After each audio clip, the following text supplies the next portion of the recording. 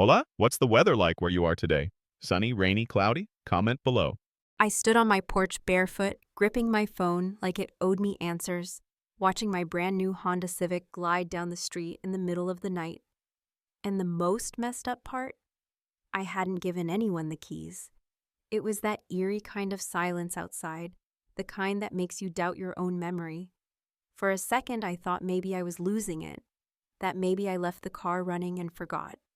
But I knew better. I'm not the type to forget a damn thing when it comes to something I worked 3 years and 2 promotions to afford. That car was my victory flag.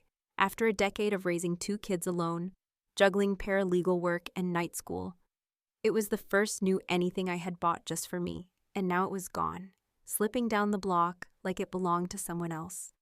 Rewind about 5 hours earlier, when the whole mess started. My brother Tyler had stopped by, just to say hi, which usually meant he was bored, broke, or freshly dumped. He strolled in with that lazy charm he's always had, flashing that crooked smirk that used to get him out of speeding tickets and into way too many girls' apartments. He smelled like weed and gas station cologne, and I could tell right away he wasn't sober, but still walking that line where you can't quite call him drunk either. Just buzzed enough to be annoying. He walked around my new Civic like it was a showroom display. He was whistling, nodding, leaning in to check out the interior like he was casing it for a damn heist. I laughed it off at first, told him not to even think about it. "You're not taking my car, Ty. I literally just got it off the lot last week," I said, half joking, half dead serious. He gave me that wounded look, like I'd just accused him of kicking a puppy. "Come on, Riss," he said, calling me by the nickname only he still uses. "I just want to take it around the block. Damn, you're wound tight." I told him no, not because I didn't trust him to drive it, although that's part of it, but because I've seen what happens when you hand over your boundaries to someone who has no idea what the word means. Tyler has never paid insurance, never held a job longer than 6 months, and he's the kind of guy who still asks mom to cover his cell bill when he's in between gigs. He always says he's just going through a rough patch, but somehow that patch has lasted 12 years. We ordered takeout, watched half a football game, and around 10:30 he said he was heading out. I figured that was it. Normal, awkward brother-sister hangout, mildly irritating but nothing new. I didn't notice my spare keys were missing until I woke up at 2 in the morning to pee and saw my driveway empty. My gut sank like a stone. I ran to the door, looked up and down the street, nothing, not a taillight in sight. I texted him. "Did you take my car?" No response. Called him, voicemail. I tried not to panic, thinking maybe he went on a Taco Bell run or something stupid, and would be back before sunrise. But no. Sunrise came and went, and so did my patience. At 7:30, I called the police and reported the vehicle as taken. They asked if I'd given anyone permission to drive it, and I hesitated, because how do you explain something like that without sounding crazy? He's my brother. I didn't give him permission, but I didn't bolt the keys into a safe either. I told them flatly, my brother took my car without my permission. He does not live here. He does not have access. I want to report it stolen. They took the report. I went through the morning like a zombie, checking my phone every 5 minutes, hoping for a response from Tyler that never came. At 10 a.m., he finally called, casual as hell. "Why are you tripping?" he asked, like I was freaking out over a missing sock. "I just needed to borrow it real quick. I was going to bring it back." No apology, no explanation, just that smug little chill-out tone that's like nails on a chalkboard. I told him he had 1 hour to bring it back, or I was pressing charges. His response? "Jesus, Marissa, you're being dramatic. It's just a car." Just a car. That's what he said about the one thing in my life that wasn't secondhand, scratched up, or someone else's leftovers. The one thing I had bought with my name, my credit, my hard work. And now it was somewhere on the road with a man who hadn't held a valid license in years, and once hit a parked car because he was texting a girl he met on Tinder. I hung up on him and sat there on my kitchen floor, gripping a mug of cold coffee, realizing this wasn't just about the car. This was about the years of guilt I'd swallowed, the thousands of little ways I'd bent over backwards to keep the peace, to cover his ass, to protect him from consequences he never cared to face.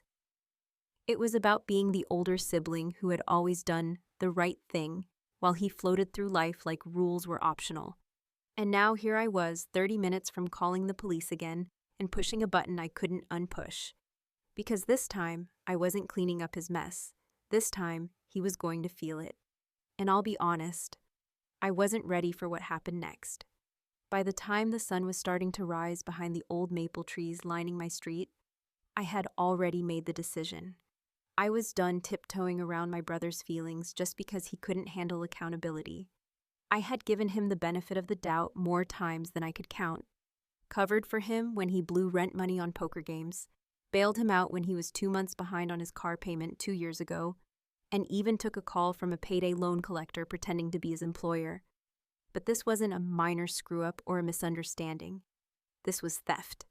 And no matter how many times someone tells you, but it's family, there comes a point when even family needs to hear the word no and feel the weight of it.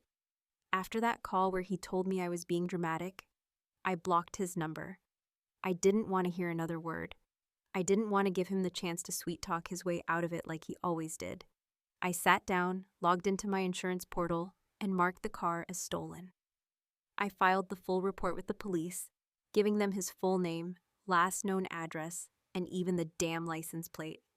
It was surreal, typing all that up. My own brother's information, like he was just some stranger who'd broken in and taken what didn't belong to him. Around 8 in the morning, I heard the low rumble of a diesel engine outside, and I knew. I stepped out onto the porch, and there it was, a tow truck, bright orange with black lettering, crawling up the street like it was on a mission. My neighbor Jerry gave me a nod as he watered his front lawn like it was just another day. And for him, maybe it was. But for me, it was the first time I felt like I was finally doing something for myself, even if it hurt. I didn't know exactly where the car was at that moment, but I had filed what's called a repossession assist with the towing company. I told them it might be parked at Tyler's place. They took the details, ran the license, and said they'd notify me once it was picked up. I figured it would take a few days, maybe even a week. Turns out it took exactly 5 hours. They called me around 11:30 and said, "We've secured the vehicle." I asked if there was any damage, and they said no. It was in decent condition, just some trash in the back seat, fast food bags, and what looked like a vape pen melted into the cup holder. I nearly screamed. The idea that he was out there eating takeout and vaping in my brand new car, like it was some kind of road trip prize, made my blood boil in a way I hadn't felt in years. It wasn't even the mess, it was the entitlement. The audacity to treat something I worked so hard for like it was just another thing he could use and toss away. But here's where things started getting weirder. One of the tow guys, a burly guy named Nate, called me directly later that day to confirm delivery of the car to the impound lot. He said something that stuck with me. There was a guy yelling when we picked it up, said it was his car. He even pulled out a piece of paper like he had some kind of proof. I asked what kind of paper. Nate didn't know exactly, just said it looked like a title or registration. My stomach dropped. I thanked him and hung up, then sat there staring at the wall, heart pounding, because I suddenly remembered something I had forgotten in all the chaos. When I got the car, the dealership gave me 2 copies of the title paperwork. One I kept in my home office, and the other, because I'm always overly cautious, I put in the glove box in a little zippered pouch along with the registration. I hadn't thought about it since, but if that pouch was still in the car, and if Tyler had taken it, what exactly had he done with it? It's one thing to steal a car. It's another thing entirely to pretend it's yours. And if he had somehow used that paperwork to make it look like he was the rightful owner, then I was in way deeper than I thought. I called the impound lot and asked them to hold the paperwork they found inside the vehicle. They agreed, said they'd tag it and keep it in the office for me to pick up. That night, I couldn't sleep. I sat at the kitchen table with a half-finished bottle of wine and a spiral notebook full of things I needed to do the next day. Lawyer consultation, DMV check, maybe even call a private investigator just to be safe. I stared at the notebook until the lines blurred. My hands were shaking, not from fear, but from the adrenaline of finally standing up for myself. And yet, underneath it all was this gnawing ache I couldn't shake, the sense that something else was coming, something worse. Before I went to bed, I opened Facebook out of habit. Tyler had updated his status an hour earlier. It said, "Some people will stab you in the back and call it justice. Family doesn't mean anything to some people anymore." There were already likes, comments, his little circle of enablers chiming in, asking who hurt him, sending heart emojis, calling him strong. One even wrote, "Your sister sounds toxic." I didn't respond. I just stared at the screen, thinking about all the times I'd bailed him out and wondered, how did we get here? But the real blow didn't come from Facebook. It came the next morning, in a manila envelope dropped at my doorstep. Inside was a court summons. Tyler's name was printed in bold at the top. Defendant. Below that, mine, listed as the plaintiff. And just like that, this wasn't just a family dispute anymore. It was a legal war. When I pulled the manila envelope from the mailbox and saw the words, Cuyahoga County Clerk of Courts, stamped across the front in bold, slightly smudged black ink, I didn't need to open it to know what it was. I stood on my porch for a long second, holding the envelope like it was radioactive, heart thudding in that low, sick rhythm that only shows up when your instincts know you've just crossed a line you can't uncross. I had filed the police report.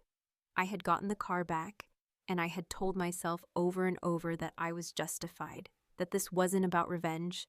It was about respect, about boundaries, about not letting my own blood treat me like a damn doormat again.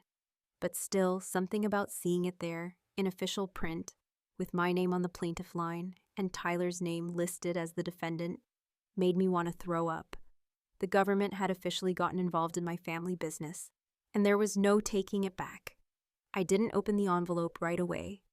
I set it on the counter, made coffee, washed a few dishes that didn't need washing, checked my email, and then finally sat down at the kitchen table with a sharp letter opener, sliced through the seal, and unfolded the papers with a kind of slow-motion dread. The court date was 3 weeks out. The charge listed was unauthorized use of a motor vehicle, with a possible civil penalty attached. I was being asked to appear as a witness for the prosecution, meaning the state was taking it seriously, maybe more seriously than I even had. It wasn't just a slap on the wrist anymore. This was going to court. There would be lawyers, possibly a record, and a big fat divide running through the middle of my family that would not be patched up with a Sunday dinner or a half-assed apology. What hit me hardest was realizing this wasn't about the car anymore. The Civic was just the trigger. The real issue was years in the making. Growing up, I was always the one who got things done. I was the responsible older sister, the one who cleaned up the living room before Dad got home, who stayed up late helping Mom write checks to keep the lights on, who walked Tyler to and from school when he got bullied, and who let him crash on my couch after every bad decision he made between the ages of 22 and 36. And every time, I told myself it was temporary, that he'd grow up, that I was helping him find his footing. But now at 43 years old, sitting at my own damn kitchen table with legal documents spread out in front of me like a murder scene, I saw the truth for what it was. I wasn't helping him. I was enabling him. I was the safety net he always knew would be there to catch him. And now that I had finally moved the net, he was free falling and blaming me for it. When I told my mom about the court date, her voice cracked in that way that made me feel like I was the one disappointing her, not the one whose car had been stolen. She didn't scream or accuse. She just sighed and said, "I thought you'd handle this quietly, Marissa. Do you really need to make this public?" Public. That word hit like a slap. As if Tyler hadn't already made it public with his cryptic Facebook posts and pity party captions. As if he hadn't gone around telling everyone I was a control freak, who just couldn't stand to see him happy. My dad didn't say much, which was his usual way. He muttered something about family should be above the law, and then went back to watching cable news in the recliner he practically lived in. I couldn't even get mad at him anymore. He'd spent most of our childhood ignoring Tyler's disasters and praising my good grades as if that was a fair trade for never showing up at my parent-teacher conferences. By the end of that week, I had hired a lawyer.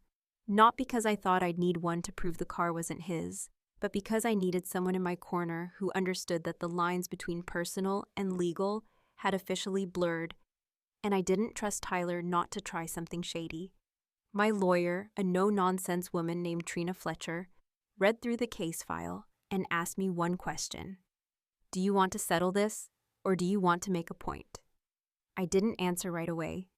It was the kind of question that didn't come with a clean answer, because of course I wanted it over, but I also wanted him to feel the sting of being held accountable. I wanted him to know that I wasn't the same sister who used to take the fall for his mistakes.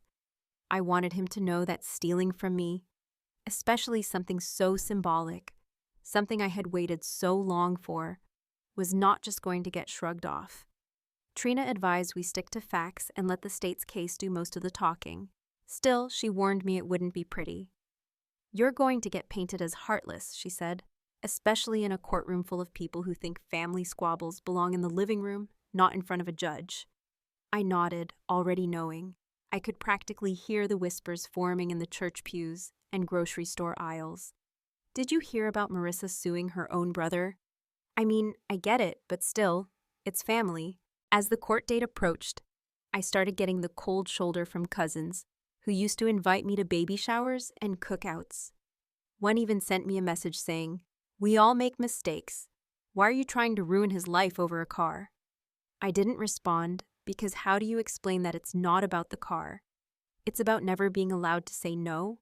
It's about being tired of cleaning up other people's messes while they call you uptight for not wanting to live in the wreckage. The night before the hearing, I couldn't sleep. I lay in bed staring at the ceiling, thinking about everything I was about to put into motion. And somewhere around 2 in the morning, I wondered, for the first time since this whole thing started, if I had gone too far. Not because I was wrong, but because maybe I had finally become the villain in someone else's story. Not the sister, not the savior, not even the victim. Just the woman who pressed charges against her own brother and didn't flinch when the papers were served. But still, deep down, something told me that if I backed down now, if I tried to smooth it over and call it off, I'd never stop paying for it. Not just with money or pride, but with the knowledge that I had once again let someone walk all over me in the name of love.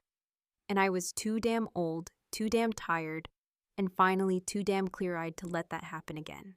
So I packed my documents, put on my best blazer, and got ready to walk into that courtroom not as his sister, but as someone who had finally decided her peace of mind was worth more than family loyalty. Walking into that courtroom felt like stepping onto a battlefield dressed for a job interview. My blazer itched against my neck, the kind of itch you ignore because the stakes are higher than comfort. The walls were beige and peeling, and the room smelled like old wood and dried-out air conditioning. An environment designed to make you forget anything personal and focus entirely on procedure, rules, and consequences. I sat there, hands folded on my lap, trying to calm the shaking that kept coming in waves, despite my outward appearance of composure. Tyler strolled in 15 minutes late with a cocky smirk and a button-down shirt that looked like he'd slept in it. And as I watched him sit down across the aisle from me, I realized I didn't recognize him anymore. Trina leaned over and whispered that the prosecution had added a new piece of evidence. I turned to her, my stomach already twisting before she even finished her sentence. "They're looking into whether he tried to transfer title," she said under her breath, low enough that no one could overhear. "There's some weird activity on the DMV logs. Looks like someone submitted an application for ownership under his name. Using your VIN." My blood went cold. I stared at her like I hadn't heard her right, and she gave me a look I'll never forget. Calm but sharp, like she knew what she was saying was about to blow a hole in the floor beneath my feet. I remembered the zippered pouch, the one I had stuffed in the glove box without a second thought the day I brought the car home from the dealership. It had everything in it: registration, purchase documents, an extra copy of the signed title from the dealer with my name already printed in neat block letters. And I'd left it there like a fool. like someone who still thought the worst thing her brother would do was spill a soda in the cup holder. Apparently, sometime during the 36 hours he had the car, Tyler had taken that paperwork to a title agency, tried to forge a transfer, and claimed the vehicle was his. He didn't succeed. The clerk had flagged the documents for inconsistencies, and the system held the request for review. But the fact that he'd even tried was worse than the theft. It was betrayal on a whole new level. He hadn't just stolen the car. He had tried to erase my name from it altogether. The prosecution read the facts aloud like a grocery list. No emotion, just dates and actions and citations. I stared straight ahead while they listed the name of the title agency, the timestamp on the attempted transfer, the fake signature, which, and this part made me want to scream, was a sloppy attempt to imitate mine. Not even close, but close enough that a lazy clerk could have processed it if the system didn't flag certain fields. When they asked me to take the stand, I walked up feeling like every step carried an entire decade of history with it. I talked about the car, how I bought it after working extra hours for almost a year, how it was the first thing I'd ever had that didn't come with someone else's wear and tear baked into it. I talked about the night he came over, how he asked to drive it and I said no, how I woke up and it was gone. I made it clear I didn't hand him the keys, didn't leave them out, didn't give him any kind of implied permission. I didn't cry, I didn't yell, I just told the truth. Tyler's lawyer, some slick-haired guy named Radcliffe, who probably made a career out of keeping people like my brother just one step away from jail, tried to paint me as uptight and vindictive. He asked why I hadn't just gone to Tyler directly instead of filing a report. I wanted to laugh in his face. I looked him dead in the eye and said, I did go to him. He told me I was being dramatic, so I responded like any adult would. I called the police, but the damage wasn't just in the courtroom, it was in what happened after. I stepped outside after the hearing and found 2 voicemails from my mother, one tearful, one furious. In the first, she was crying, telling me she couldn't believe it had gone this far, that she raised us better than this, that I should have just let it go. In the second, her voice had turned hard, accusing me of humiliating the family, of airing dirty laundry for the world to see, and of breaking Tyler's spirit when he was finally trying to get his life together. I didn't respond. I couldn't. I just stood in the parking lot of that courthouse watching people walk in and out with their own tragedies in tow, wondering how many of them had also reached a point where choosing themselves meant becoming the villain in their family's story. And the worst part? I didn't feel vindicated. I felt hollow. Later that week, Trina called me with another bombshell. She dug deeper into the forged title attempt, and guess what? Tyler hadn't walked in alone. He had brought someone with him. The DMV clerk hadn't remembered much, but she mentioned a man in his late 60s who stayed by the door, didn't say much, just nodded when asked if he was a witness to the transfer. Trina asked if that description sounded familiar. And I knew immediately. My stomach dropped. It sounded like my father. It took everything I had not to scream. My father, who had barely said 5 words about the whole situation, had possibly stood beside my brother while he tried to illegally transfer my car into his name. Maybe he thought it was helping, maybe he didn't know the full story, or maybe he did and just decided I didn't deserve the car as much as the golden child screw-up who always got the benefit of the doubt. Either way, it confirmed something I had tried so hard not to believe, that this wasn't just Tyler acting alone. This was deeper. This was a family dynamic playing itself out like a Greek tragedy, with betrayal layered under silence, and loyalty being confused for obedience. I haven't called my father since. I haven't confronted him. Haven't even hinted that I know. Part of me wants to believe it wasn't him, that it was just someone who looked like him. Or that he was there but didn't understand what was happening. But that part of me is shrinking every day. And the part that sees everything clearly now, the lies, the patterns, the weight I've carried for too long, is finally speaking louder. And what it's saying is this: he didn't just steal my car. He tried to rewrite the story so I never owned it in the first place. In the days after that courtroom hearing, I started to realize something nobody really prepares you for when it comes to family. You can grieve people who are still alive.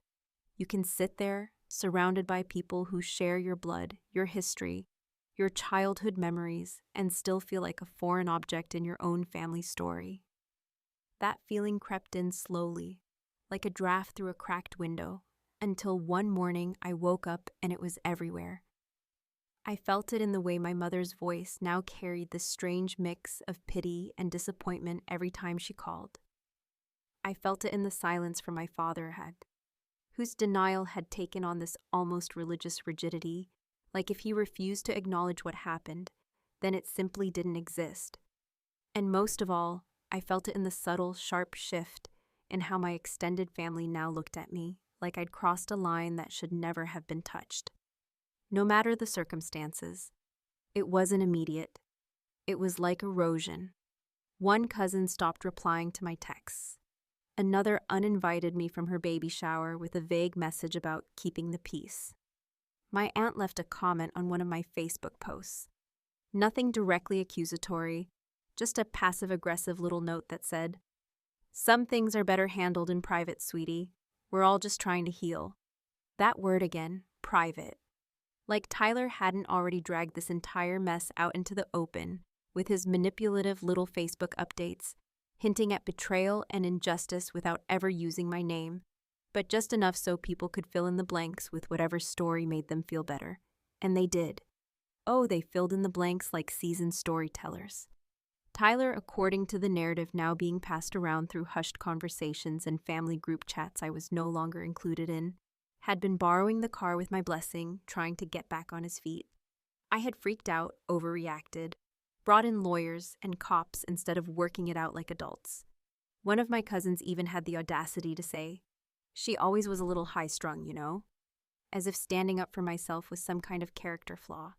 As if I hadn't spent the last 20 years of my life being the one who remembered birthdays, made the hospital visits, helped organize Grandma's funeral, and dropped everything to help when Tyler had his third eviction. I remember sitting at my kitchen table one evening, scrolling through a thread of messages from my sister-in-law, Tyler's ex, who I hadn't spoken to in years, when I saw the one message that finally cracked something open inside me. She wrote, "I know what he's capable of. I saw it for years. Don't let them make you feel guilty. You're just the first one who didn't clean up after him." And that one sentence, sent at 1:47 in the morning when she probably thought I wouldn't even see it, meant more than all the family platitudes in the world. Because it was true. I had stopped cleaning. I had stopped sweeping his mistakes under the rug. I had finally said enough. What followed next was an even deeper spiral, because Tyler wasn't done. After the hearing, after it was clear that the court was leaning toward the prosecution's case, he decided to go public. I mean really public. He started a GoFundMe, complete with a photo of himself looking sad and hopeful, and a description that framed the entire situation as a family misunderstanding blown out of proportion. He claimed he was being dragged through court over a borrowed car, that he was the victim of a sister who never forgave him for being the favorite, and that he just needed a little help getting back on track. And people donated. Not strangers either. People I had known for years. Neighbors, classmates from high school. One of my co-workers even. I saw the name and felt a white-hot wave of humiliation pulse through me. They weren't just buying into the lie. They were funding it. The most surreal part of it all was the way Tyler weaponized the idea of family loyalty, while simultaneously tearing me down. He wanted the sympathy of being wronged by a sibling, but none of the responsibility that came with actually being one. And what hurt even more was watching people fall for it, because they wanted to, because it was easier to believe that I was just a bitter, uptight sister with a grudge than to acknowledge that maybe the golden child had finally crossed a line that couldn't be ignored. But the one that broke me, truly broke me, was my mother. She showed up at my door unannounced one Sunday afternoon, holding a Tupperware container of lasagna like that could fix everything. I let her in because some part of me, despite everything, still wanted to believe she was trying to bridge the gap. But she sat at my kitchen table, looked me in the eye, and said, "You need to drop this, Marissa. He's not strong enough to deal with what you're doing to him. What I was doing to him. As if I had orchestrated the whole thing, as if Tyler was the one under siege. I asked her if she knew about the forged title, about the fact that he'd tried to transfer my car into his name, about the witness at the DMV who may have been our own father. She looked down at her hands and said, "I don't want to get in the middle of it." And that was it. That was the moment I knew I had lost them. Not because they stopped loving me, but because love in our family was conditional. You were loved as long as you played your part, as long as you kept the dysfunction behind closed doors and smiled through the discomfort. But the second you called it out, the second you said, "This isn't okay," you became the enemy. I didn't throw her out. I just stood up, walked to the sink, and let her finish her lasagna in silence. She left an hour later, and I haven't seen her since. So here I am, a woman who finally drew a line, and now finds herself standing on it alone. But I've got something I didn't have before: clarity. And the quiet, steady understanding that family doesn't mean a free pass. It means nothing at all if you're the only one upholding it. The morning of the verdict came cold and gray, the sky the kind of dull silver that hangs heavy over the Midwest in late fall, when the leaves have already dropped and the cold feels less like weather and more like a warning. I stood outside the courthouse longer than I needed to, coffee cooling in my hand, staring at the front steps like they were going to swallow me whole. Everything inside me felt muted. No rage, no anxiety, just that strange vacuum of anticipation where you've already imagined every possible outcome, every word that might be said, every face that might turn toward you with judgment or disbelief, and you've burned yourself out before the first gavel even hits the bench.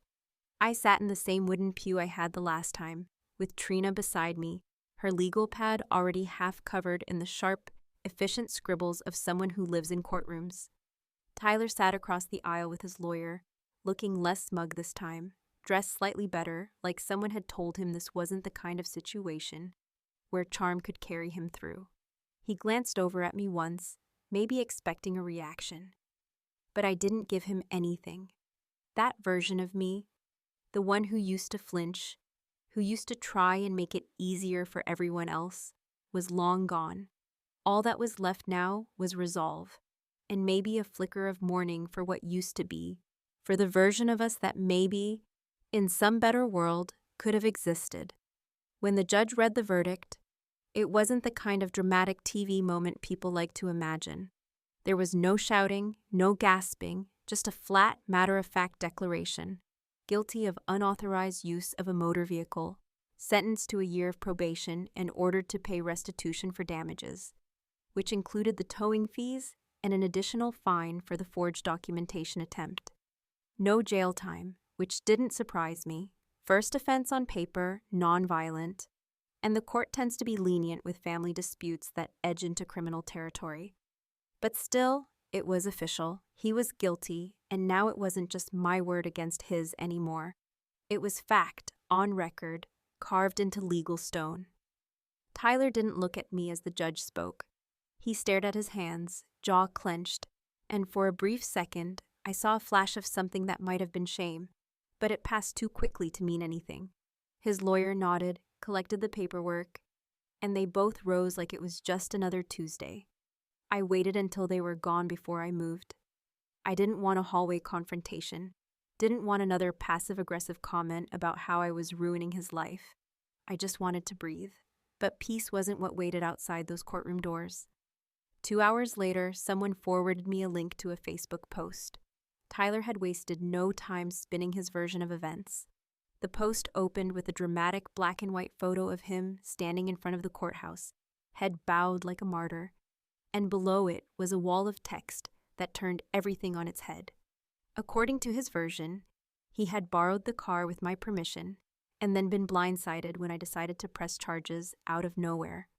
He spoke about forgiveness, about second chances, about how some people will try to destroy you when you're finally trying to better yourself. It was manipulative, calculated, and worst of all, it was working. The comments section made my stomach churn. People were calling him brave, calling me bitter. Some of them used my name directly. Others kept it vague, but the implication was always the same. I was a heartless woman who had ruined her own brother's life over a misunderstanding. One woman, a friend of my mother's, even wrote, "It's a shame when blood doesn't mean anything to people anymore. I raised my daughter to forgive, not to sue." It didn't matter that none of them had read the court documents, that none of them knew about the forged title, the attempt to transfer ownership, the way he had stolen my property, and then tried to erase me from it completely. They didn't want facts. They wanted a villain, and I had fit the role too neatly for them to resist. It didn't stop there. Over the next week, I started receiving anonymous messages, some supportive, but most aggressive, filled with insults and armchair diagnoses. One person sent me a long-winded message accusing me of being jealous, of never being able to accept that my brother was more liked, more charismatic, more loved. Another wrote, "You think you won, but you'll die alone, and he'll still have a family." I didn't reply. I deleted, blocked, moved on. But it chipped away at something inside me, not because I believed any of it, but because I knew they did. And that belief, however unfounded, was enough to isolate me in a way I hadn't expected. Even work became awkward. My supervisor, who had always been polite if distant, now avoided eye contact. A few coworkers asked quiet questions in the break room, their curiosity barely masked behind feigned concern. One even joked, "Remind me never to borrow your stapler without asking." I laughed along, but it felt like drowning in honey, sweet on the surface, suffocating underneath. Then came the final blow, an envelope again. Not from the court this time, but from a local law office. It was addressed to Tyler, care of my address. At first, I thought it was a mistake, but curiosity won out, and I called the number listed on the return address. When I explained the situation to the receptionist and gave my name, she paused, asked me to hold, then came back with a tone that had shifted from confusion to something closer to concern. "This is in regard to a new claim being opened by Mr. Daniels," she said. "It appears he listed your address as his legal residence." I stared at the floor, the full weight of what she was saying crashing down like bricks. He was opening another legal claim, possibly civil, maybe even an appeal, and he was doing it while still pretending he lived with me. He was using my home as a legal foundation for whatever this next phase was going to be. Whether it was another attempt to gain access to the car, a countersuit for damages, or some twisted financial claim, I didn't know. But what I did know, with a cold certainty that made my hands go numb, was that this wasn't over. I hung up the phone, sat down on the edge of the couch, and for the first time in months, I felt completely still.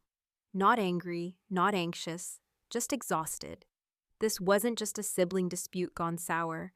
This was a long game, a slow war where every boundary I drew was met with a new manipulation, a new angle of attack, a new way to rewrite the narrative until the people around me couldn't tell which side they were on.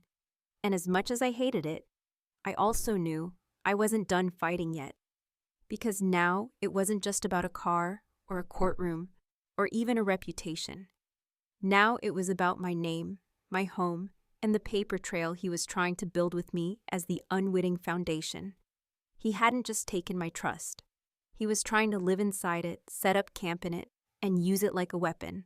So I did what I always do. I called my lawyer, and I braced myself for whatever came next. The day the letter arrived, it was raining so steadily it almost looked like the air itself had started to melt. And everything outside my window was dripping in a slow, miserable rhythm that matched the mood that had taken up permanent residence in my chest. I had already been bracing myself for another surprise from Tyler, maybe some new smear campaign or another wave of social media nonsense, meant to twist the narrative just enough to keep people talking. But when I saw the envelope sitting on my porch in a clear plastic sleeve, delivered by hand, no postmark, no stamp, just my name scribbled in black ink, I knew this wasn't just another move in his game. It felt heavier somehow, like the final domino teetering at the edge of something I hadn't even seen coming. I brought it inside, set it on the kitchen counter, and just stared at it for a while, half waiting for it to disappear if I ignored it long enough. But of course, it didn't. It sat there like a challenge, daring me to tear it open and deal with whatever fresh disaster Tyler had dreamed up. Eventually, I did. Inside was a single-page letter on legal stationery, signed by someone I didn't recognize, but clearly connected to the same firm I had spoken to a few weeks ago, the same one where Tyler had listed my home address as his legal residence. This letter wasn't addressed to me, though. It was addressed to him, care of my home, which was bad enough, but what it contained was something far worse than I could have imagined. The letter was a formal notification that a fraud investigation had been opened based on inconsistencies in the vehicle title application. That part I already knew, at least in broad strokes. What I didn't know, and what made my stomach drop into my feet, was that someone had submitted a document claiming joint ownership of the vehicle. According to the letter, Tyler hadn't just forged a transfer. He had submitted a second form, signed by what was supposedly a co-owner, arguing that the car had been purchased with shared funds and was always intended to be used by both parties. That claim was now under review, and listed on that form, in the space for co-owner, was the name of my father. I stood in my kitchen gripping that piece of paper like it was a live wire, heart thudding so loudly I couldn't even hear the rain anymore. It didn't make sense. My father hadn't given me a dime toward that car, hadn't even shown much interest when I first brought it home. He barely responded when I texted him a photo from the dealership, and he never once asked to see it in person.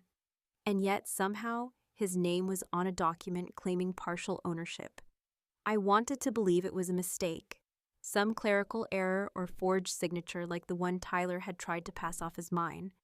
But I had seen my dad's handwriting enough times in my life to recognize it on sight. And the moment I laid eyes on that looped capital D in Daniels, I knew. There it was, proof that this wasn't just Tyler going rogue. It was bigger. It was quieter. It was betrayal from the one man I had always assumed, even in his passivity, would never step over a line this bold. He hadn't yelled at me. He hadn't told me I was wrong. He hadn't argued or pleaded or defended Tyler like Mom had. He had simply sat in silence while quietly signing away my name. I didn't know what to do with that kind of betrayal. It wasn't the kind that came with shouting matches or broken plates. It was colder, more efficient. It was a quiet kind of undoing, the kind that doesn't even give you the satisfaction of a proper fight. It was someone you trusted opening a back door for the person stealing from you, then pretending they were just holding it open for fresh air. I took the letter to Trina the next day, and her reaction was exactly what I expected. She wasn't surprised. She was angry, but not surprised. She had seen it before, cases where family members turned legal documents into weapons, where silence was more dangerous than threats, where love and loyalty became legal liabilities. We filed a motion to contest the co-ownership claim, attaching every shred of evidence I had that the car had been purchased entirely with my money, under my name, and without a single verbal agreement of shared use or ownership. But even as she explained the steps we'd take, the paperwork we'd need, the sworn affidavits, and potential depositions, I felt myself drift somewhere else entirely. Because what do you do when the people you built your life around reveal that they were never really standing with you to begin with? What do you do when the truth you clung to about who you are, who they are, what family is supposed to mean, starts to dissolve under the pressure of one simple, unforgivable fact? They chose him, not in an argument, not in a moment of panic, but in writing, on record, in a way that would now follow me through legal channels and credit reports and DMV databases for who knows how long. They chose him, and even worse, they lied to my face while doing it. I went home that night and sat in my living room for hours with the lights off, just listening to the silence. Not the comforting kind, but the kind that feels like an answer you didn't want.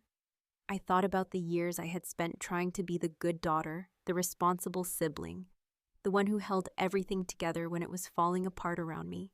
I thought about the hours spent on the phone talking Tyler down from whatever mess he'd landed himself in next. I thought about my mom's lasagna, cold on the kitchen table, and the way she couldn't look me in the eye when I asked if she knew. And I thought about the way my dad had walked me down the aisle at my wedding years ago, silent but solid, hands steady on mine. And how even in divorce, I had still believed that steadiness meant something. Now I wasn't so sure. So I'm telling this story not because I need sympathy or even understanding, but because I want you to ask yourself, what would you do if someone you trusted used your name to cover a lie? Would you fight back, or would you keep the peace? Would you stand up, even if it meant standing alone? I've chosen to fight. I've chosen to draw the line in ink, not in sand. And maybe that means I'll lose more people along the way. Maybe it means I'll be branded dramatic or vindictive or cold. But at least I'll be standing on my own name, in my own house, with no one else holding the keys. And maybe that's all the closure I'll get. Or maybe it's just the beginning. Because even now, even with everything I know, there's still one part of the story I haven't unraveled. Why did my father do it? Was it about Tyler, about guilt, about protecting the child who never grew up? Or was it about me, about proving that no matter how much I accomplished, how many lines I crossed or rules I followed, I would never really be the one they chose when it counted? I may never get that answer. And maybe I don't want it anymore. Maybe the not knowing is its own kind of truth, one I can finally live with, or maybe not. You tell me, was I really being dramatic? Or was I just done being quiet,